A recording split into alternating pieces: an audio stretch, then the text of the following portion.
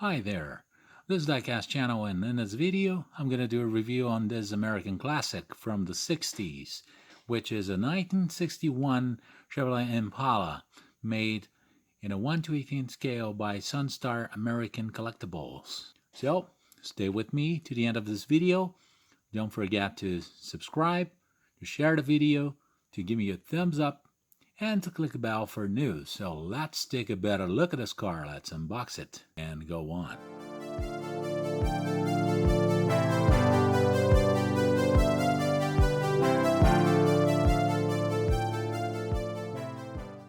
The Impala was first put in the market in the United States in 1958. Until 1957, the GM stock car was the Bel Air, and it was a very nice looking car, a very attractive car.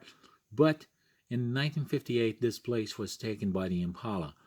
And the Impala was a completely new car. I've shown one in one of my videos, in one of my previous videos. And then I've shown a 1959 one. I've done a review on a convertible 1959 Impala with those fins and fishtails, just like the Cadillac, the Buick, and the Oldsmobile, and a Pontiac for 1959. In 1960, the style was a little bit smoother than that one. It was not as fancy as a 59, but still very fancy. And for 1961, we have the style in which lines were a little bit more fluid and looked really very attractive. I think this is a very attractive car, and this model car, the way it was made, it's really amazing. It doesn't have some details that top quality brands would have, top quality models would have. Since it's not a top brand, it's just a basic to intermediate Sun Star, so it's more to a budget to an intermediate model instead of being a more expensive model, really. But being a budget to intermediate model doesn't mean the car has to be poorly made, and this car is not poorly made. The painting quality is excellent. The color is really attractive. The top, the white top with the green body, look really very nice. And the trims made in this car are made with a very good quality, just like this vent window, the trim around the windows, the trim around the windshield, around the rear glass, and those side trims with this white insert, and the Impala logo that's made in a sort of a photo etched and looks very nice and very realistic. We have some tiny flashings here at the tip of this rear bumper, but it's something really we can even neglect, since this is not the most top quality model Sun Star has made. Fender ornaments, they look good. Those wheel covers, they look very nice with those green wheels and the white wall tires. And they look very nice and realistic. The door handle is made in a separate piece, a piece of plastic with the door lock cast in metal and painted on. The whole car really looks very nice. The details in this car are very well made. The painting is very good. The top, the windshield wipers, this air intake, the tip of the hood with the Chevrolet logo. The ladders are actually decals and do simulate the real ones very well. The only issue, the only misalignment, it's here at the tip of the trunk lid, which is not really a big deal. There's only one little flash in here in the rear bumper, but that's all. In general, this car is very well made, so I really appreciate the way this car was put together by Sun Star. As we look at the front of the car, we can see the new front from 1961. 1959 and 1960 were the most, let's say, the fanciest Impalas of all times, with those fins that looked like fishtails at the time, and they really reminded of a Cadillacs. I've shown a 1959 Impala before, and I intend to show a 1960 one. I have one that's a 1960. I intend to do a review soon, but I need to do some work on it. I need some little restoration. What we can notice about this Impala is it's got a very well simulated grill mesh.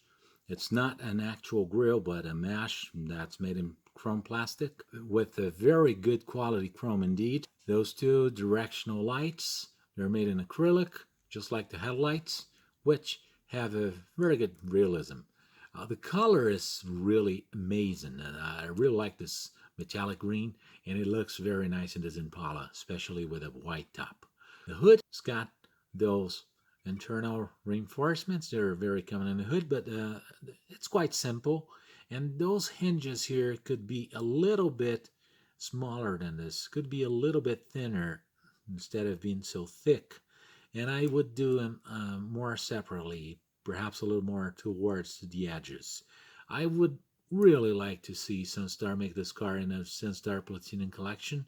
I think it would look amazing. The chrome has very good quality.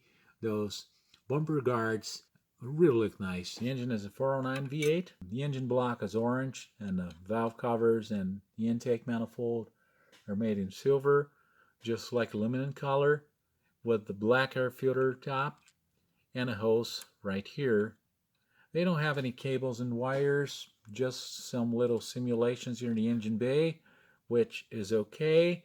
I think the engine bay looks pretty good for this car, and the engine looks pretty good for this car as well. The radiator looks nice, and the battery looks nice as well.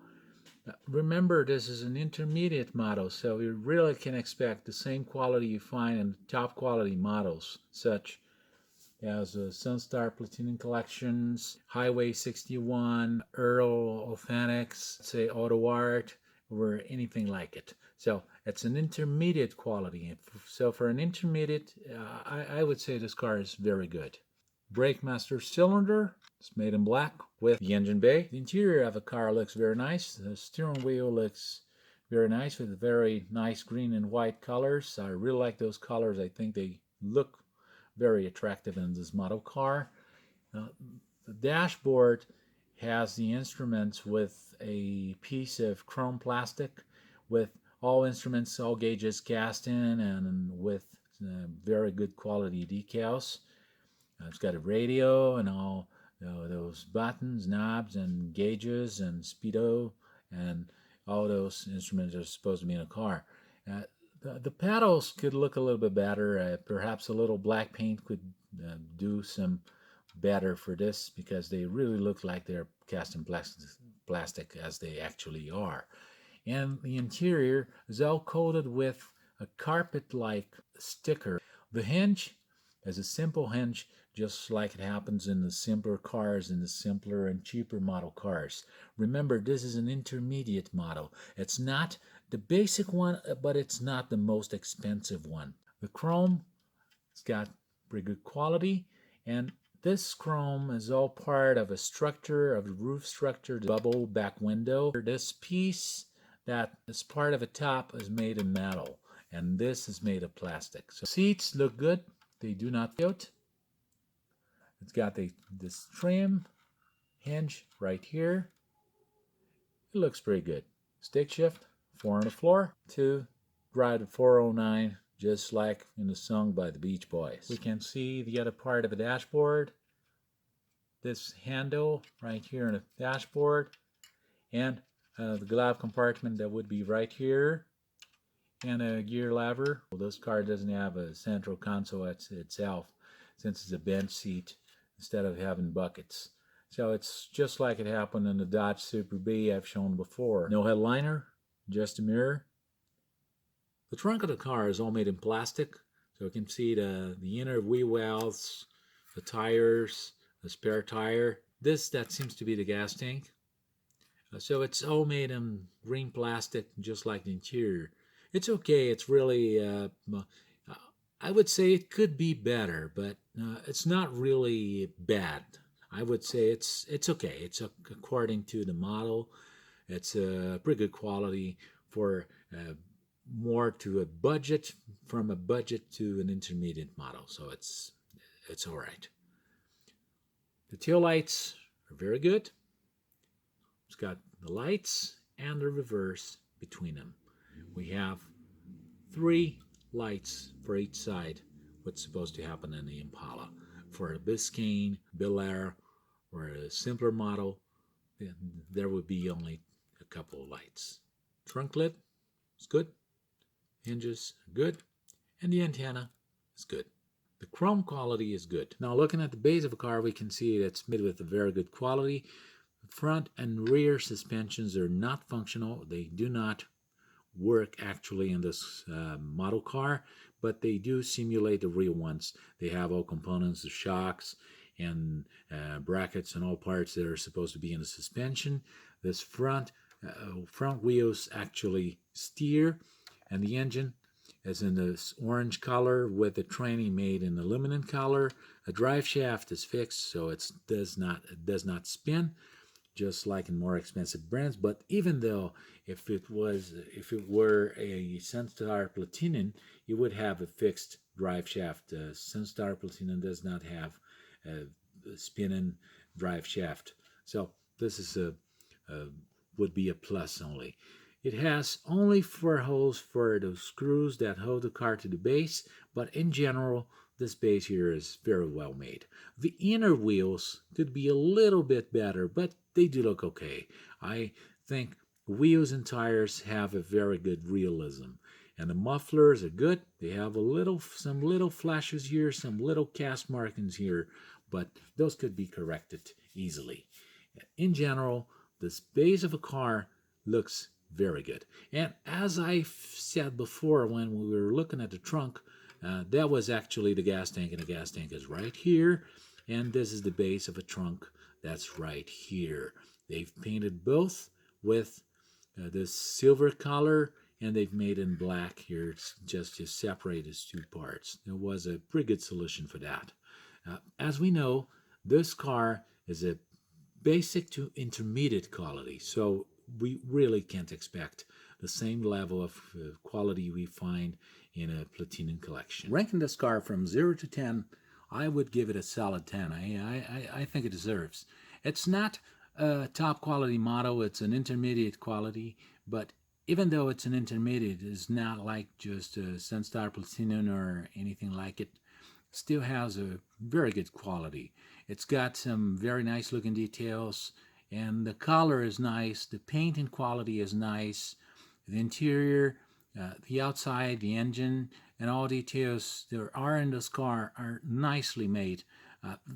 Of course, they could be better if the car were from more expensive brand, but in the case of this Sun Star to a more basic line, from a basic to intermediate, it really plays its role very well.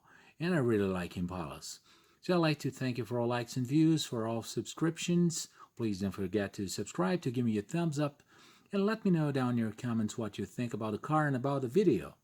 And stay tuned for the new videos and new cars I'm about to show.